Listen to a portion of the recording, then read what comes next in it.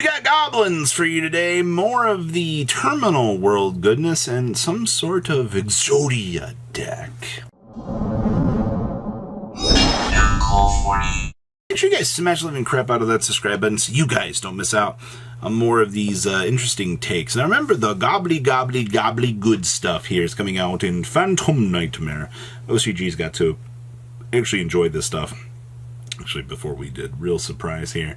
But the Goblin stuff is actually really cool because most of these have an ability to detach something from an opponent's monster, for example, to special summon themselves. So, you know, your purely matchup just becomes inherently more awesome as it is. Now, keep in mind, I mean, we're playing not like the biggest extended out Goblin package in the world, and we're also playing, you know, Horus stuff in here as well. I feel like at this point everything's trying to play Horus just because you want to, you know, see these cards and, you know, put the pressure on your opponent. And of course, I mean, let's call it what it is. The extra deck options for some of this stuff are really good. Also because, you know, we are playing gobblies. You get to armor torpedo into the fortress. You do have both of the spells that you'll be able to search. And, you know, life is a lot better for, you know, the defensive plays that you get with this deck. So I will say I am extremely excited to see what's going to come out of this deck kind of going forward. You know, it didn't really take off initially. I'll see, like, we have the Gold Pride stuff being splashed in here as well. So if you want something fun going forward into the next set, you can keep a little bit of an idea on the little focus points on this build and things to pick up for the gobbly good stuff.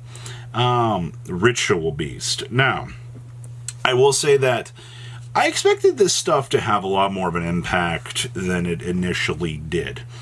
And I don't think it's necessarily a bad thing that it didn't, but it does leave a little bit to be desired in terms of the deck building department.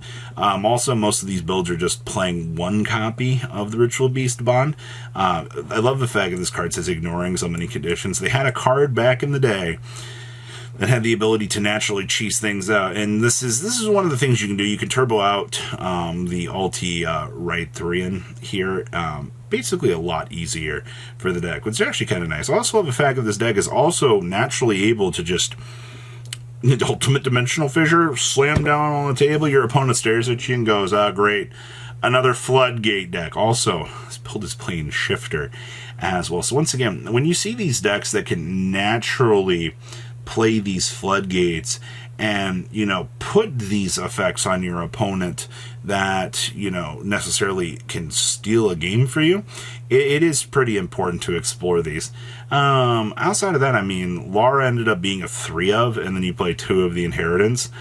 The extra deck, I mean, 2 and 1. Like, you don't even need to pick up 3 of each of the new cards. You're just pretty much good to go right off of the bat. All right, DDDs nuts. All right, well, I'll be honest with you.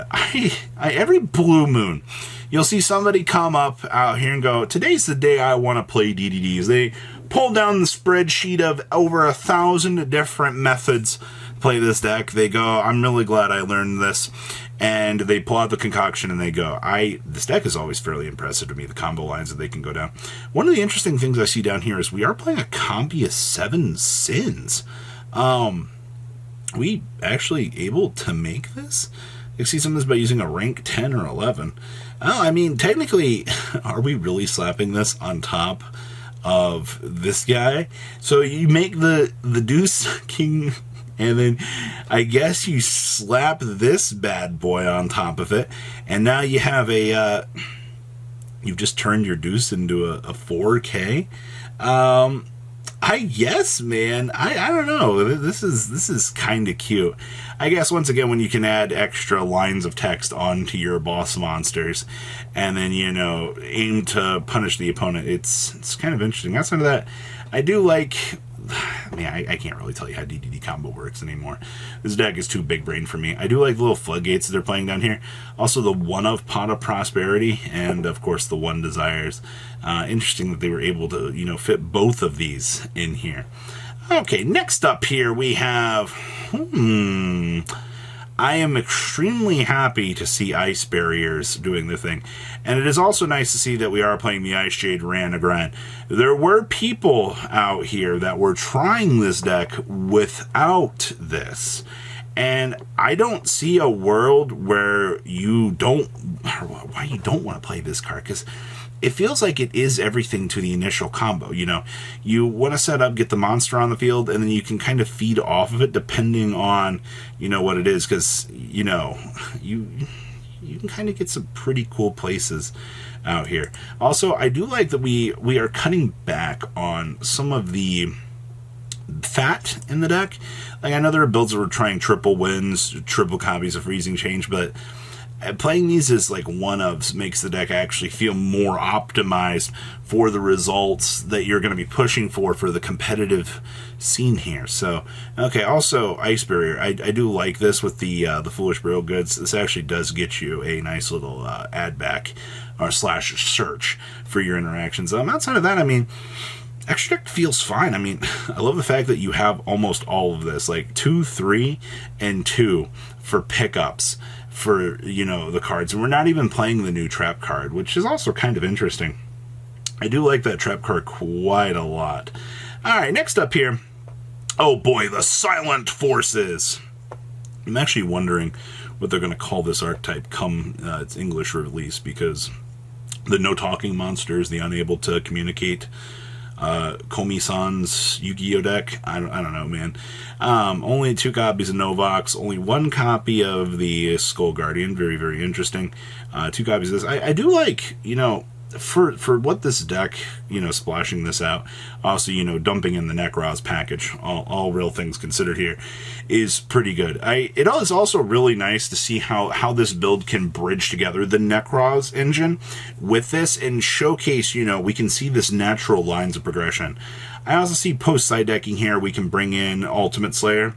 I see we have some stupid good Ultimate Slayer targets in here. And we can also cheese in even harder against our opponent, because we also get access to a bunch of degeneracy. Yes, post-side decking, you get access to Winda. Yeah, a ritual deck should not be allowed to pull immediate access to one of the strongest little sub-boss monsters that you can actually have to annoy your opponent. But okay, and next up here, we have just kidding, it's Raid Raptor, good stuff. I wanted to showcase this because this is the first, like, competent 40 card build that I saw. Most of these builds out here are trying out some insanely large number of stuff, and I don't know why you're trying, like, 60 card variants of this. Stick to the smaller variant, and I think you'll tend to have the most success. Especially looking at this feels extremely optimized. Your one-ups are absolutely fine down here. You do see that we just played 2 and 2 of these, incorporating with the original support that we had. So I do think that this build does flow very, very strongly. You do see that this build obviously is trying to stop Nibiru. I will say that this deck is an absolute dumpster if it gets destroyed by the Space Rock. It's very unfortunate, but Nibiru just ruins your day. It's just, there's no ifs, ands, or buts about it. Nibiru is the game ender for you. And we have our super heavy samurai, you guessed it. Anybody find this to be familiar? Well, this is the OCG's take on the Blue Dragon Summoner out here. But they get a lot more crazy access down the combo line here because they still do have Scarecrow. Actually, the fact that they also are playing Scythe in this package, yeah, because keep in mind the OCG still has Dagda. So even like if the game plan does get out of control and you start to lose a lot of advantage, or, you know, the game is just unwinnable, or, you know, you need an extra turn to kind of do your thing, that Dagda can get you there. And that's actually kind of nice. I will say, though, I'm not really sure how the interactions with this work, but I do kind of feel like they'd want to be main decking the magical midfield breakers. They do have a larger spread of hand traps. Also, you know, if your opponent does max CU, you know, it's just going to be a turbo war to see who gets to what at that point. And I think that's kind of cute, to say the least. So, You know, what do you think about this week's interesting creations? Please, leave a comment down below, tell me what you guys think, and I'll see your beautiful faces back here later in the day, guys. Peace out. Patrons, thank you.